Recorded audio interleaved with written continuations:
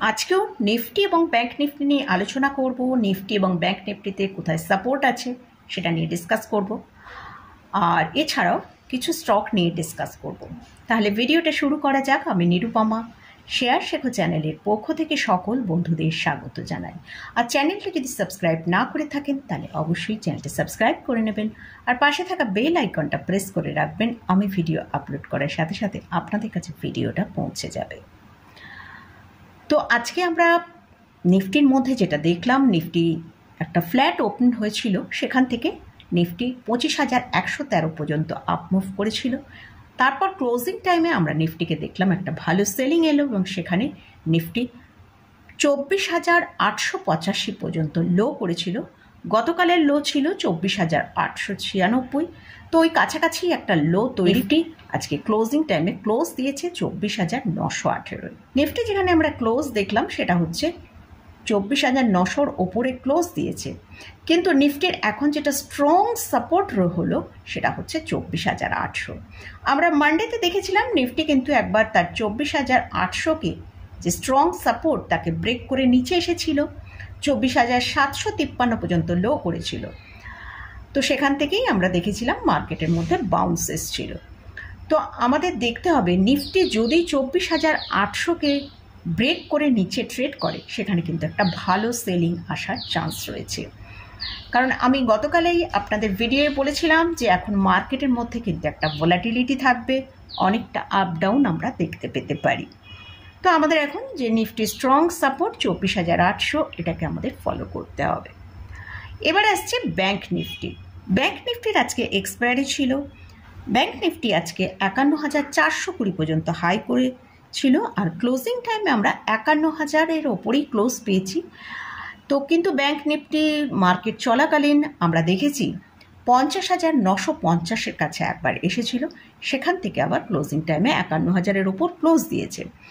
আমি আপনাদের সাথে টেলিগ্রাম চ্যানেলে শেয়ার করেছিলাম যদি 50,950-কে ব্রেক করে নিচের দিকে ট্রেড করতে থাকে সেক্ষেত্রে কিন্তু ব্যাংক নিফটিতে একটা সেলিং আসতে পারে।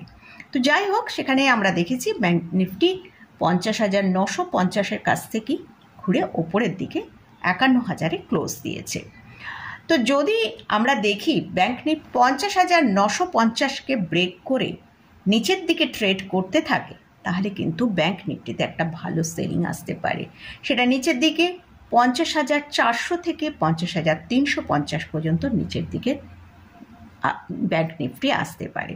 আর ব্যাংক নিফটি ওপরের দিকে যতক্ষণ না 50,350-এর ওপর সাস্টেন করে ট্রেড করছে ততক্ষণ কিন্তু ব্যাংক নিফটিতে আপ মুভ আসার কোনো চান্সই নেই। তো এটা গেল নিফটি এবং ব্যাংক নিফটি নিয়ে আলোচনা করলাম। এরপরে আসছি কয়েকটা স্টক নিয়ে ডিসকাস করব। ফার্স্ট যে স্টকটা নিয়ে ডিসকাস করছি সেটা হচ্ছে টাটা মোটর। টাটা মোটর তার আজকে ইম্পর্টেন্ট যে লেভেল 1000 তাকে ব্রেক করে ক্লোজিং দিয়েছে, সেটা হচ্ছে 977-এ। তো টাটা মোটরে আজকে প্রায় আমরা দেখেছি 6%-এর মতন সেলিং এসছে। তো এই সেলিংটা কেন এসেছে? তো টাটা মোটর তার ওপরের লেভেল থেকে কিন্তু একটা ভালো সেলিংই আসছিল, কিন্তু আজকে দেখলাম আমরা প্রায় 6% একদিনেই কিন্তু সেলিং এসছে। ইউবিএস ব্রোকারেজ হাউসের তরফ ইউবিএস ব্রোকারেজ হাউস এই টাটা মোটর স্টককে বলছে যে এইখানে তাদের আরও 20% ডাউন সাইড তারা টার্গেট দিচ্ছে। কারণ এদের যে লাক্সারি কার, জেএলআর এবং ডোমেস্টিক প্যাসেঞ্জার ভেহিকলসের যে সেগমেন্ট রয়েছে সেখানে দুটোর ক্ষেত্রেই তাদের মার্জিনের ওপর প্রেশার আসছে। তো তার জন্যই কিন্তু এই স্টকের ওপর তারা দেখতে পাচ্ছে আরও 20% ডাউন সাইড ডিক্লাইন আসতে পারে, ডাউন সাইড তারা দেখছে।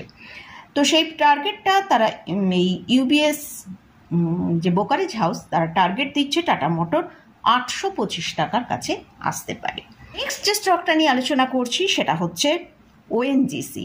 আজকে ওএনজিসির ভেতরেও কিন্তু আমরা একটা ভালো সেলিং দেখতে পেলাম। ওএনজিসির এখন কারেন্ট প্রাইস চলছে 284 টাকা, প্রায় 4%-এর মতন কিন্তু সেলিং আজকে দেখেছি। ক্রুড অয়েল প্রাইসের মধ্যে একটা সার্ফ ডিক্লাইন এসছে বলেই কিন্তু আমরা ওএনজিসির মধ্যে এতটা সেলিং দেখতে পেলাম।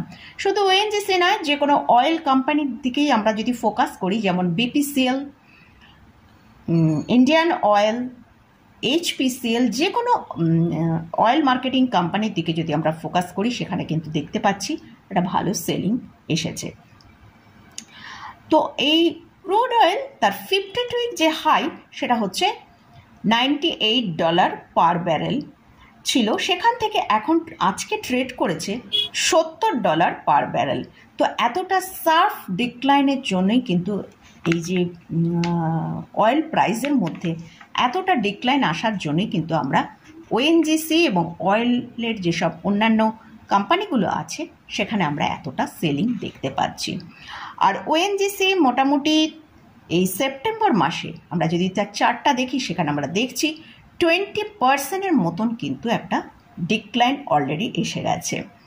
নেক্সট যে স্টকটা নিয়ে আলোচনা করছি সেটা হচ্ছে এশিয়ান পেন্টস। এই স্টকটার আজকে 3,367 টাকায় ক্লোজ হয়েছে। তো এই স্টকটার ভেতরে কিন্তু আমরা একটা ভালো স্পাইক দেখতে পেলাম। এই স্টকটা নিয়ে আমি আপনাদের সাথে 2,850 যখন এই স্টকের প্রাইস এসেছিল, ডিক্লাইনে যখন প্রাইস এসেছিল 2,850, তখন থেকে আপনাদের সাথে শেয়ার করেছিলাম যে এই স্টকটা কিন্তু একটা ওপরের দিকে ভালো বাউন্স দেখাতে পারে। এই জায়গাটায় কিন্তু একটা বাই করার ভালো অপরচুনিটি রয়েছে।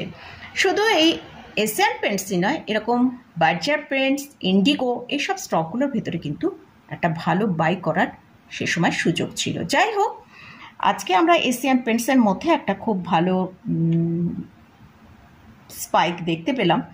এর কারণটা হচ্ছে এই যে ক্রুড অয়েলের দাম এতটা ডিক্লাইন এসছে, তার জন্যই কিন্তু এই যে কোনো পেন্টস কোম্পানিগুলো এতটা ভালো র্যালি দেখাতে পেরেছে। সেটা বার্জার পেন্টস, ইন্ডিগো, এসব সব স্টকগুলোই কিন্তু আজকে খুব ভালো, পেন্টস কোম্পানির স্টকগুলো ভালো মুভ করেছে। তো আমরা যদি এশিয়ান পেন্টস মোটামুটি ওপরের দিকে যে টার্গেটটা হয়তো পর্যন্ত যেতে পারে সেটা হচ্ছে 3450 থেকে 3500 পর্যন্ত ওপরের দিকে মুভ করতে পারে।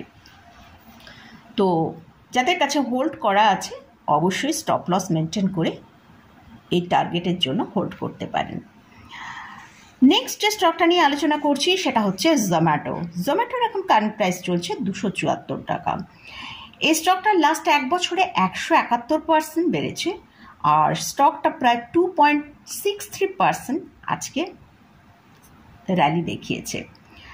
তো স্টকটা প্রায় তার 52 উইক হাইয়ের কাছেই ট্রেড করছে। এই স্টকে জ্যাফারিজ এবং জেপি মর্গান এরা কিন্তু বাই রেকমেন্ডেশন করছে। এই এতটা স্টক যে বেড়েছে সেখানেও কিন্তু এরা বলছে এই স্টকে আরও ভালো টার্গেট আসতে পারবে। টার্গেট হিসেবে এরা দেখাচ্ছে 335 টাকা, জ্যাফারিজ এখানে টার্গেট দিচ্ছে 335 টাকা। তো যাদের কাছে এই স্টকটা হোল্ডিংয়ে আছে অবশ্যই স্টপ লস মেনটেন করে হোল্ড করতে পারেন এই টার্গেটের জন্য। আর যারা নতুন বাই করতে চাইছেন আমার মনে হয় একটু ডিক্লাইন এলে তবেই বাই করাটা বেটার হবে, কারণ স্টকটা এখন প্রায় 52 উইক হাইয়ের কাছে ট্রেড করছে, 52 উইক হাইয়েরতেই ট্রেড করছে। লাস্ট যে স্টকটার কথা আলোচনা করছি সেটা হচ্ছে বেদান্তা। এই স্টকটার কারেন্ট প্রাইস চলছে 426 টাকা। এই স্টকটায় আজকে প্রায় আমরা 3% কারেকশান দেখেছি। তো এই কারেকশানটা এসেছে এই কারণেই যে এখানে একটা অ্যাডজাস্টমেন্ট হচ্ছে, যেটা এক্স ডিভিডেন্ড এরা 20 রুপিস পে করেছে সেটারই অ্যাডজাস্টমেন্ট চলছে বলেই কিন্তু এই স্টকের মধ্যে আমরা একটা প্রেশার দেখতে পাচ্ছি। তো মোটামুটি এতগুলো স্টক নিয়ে ডিসকাস করলাম। এই স্টকগুলো কিন্তু আমি কোনোটাই বাই রেকমেন্ডেশন করছি না। এই স্টকগুলোর মধ্যে আজকে যে ধরনের মুভ এসছে সেটা নিয়ে ডিসকাস করলাম। তো সেই মুভটা কেন এসেছে সেটাই ডিসকাস করলাম। তো আপনারা যদি এই স্টকে কোথাও কোনো বাই করতে চান তার আগে ভালো করে চার্ট অ্যানালিসিস করে নিয়ে তারপর বাই করবেন। তো মোটামুটি আজকের মতন ভিডিওটা এখানেই শেষ করছি। ভিডিওটা যদি ভালো লাগে অবশ্যই লাইক করবেন, শেয়ার করবেন, সাবস্ক্রাইব করবেন। ধন্যবাদ।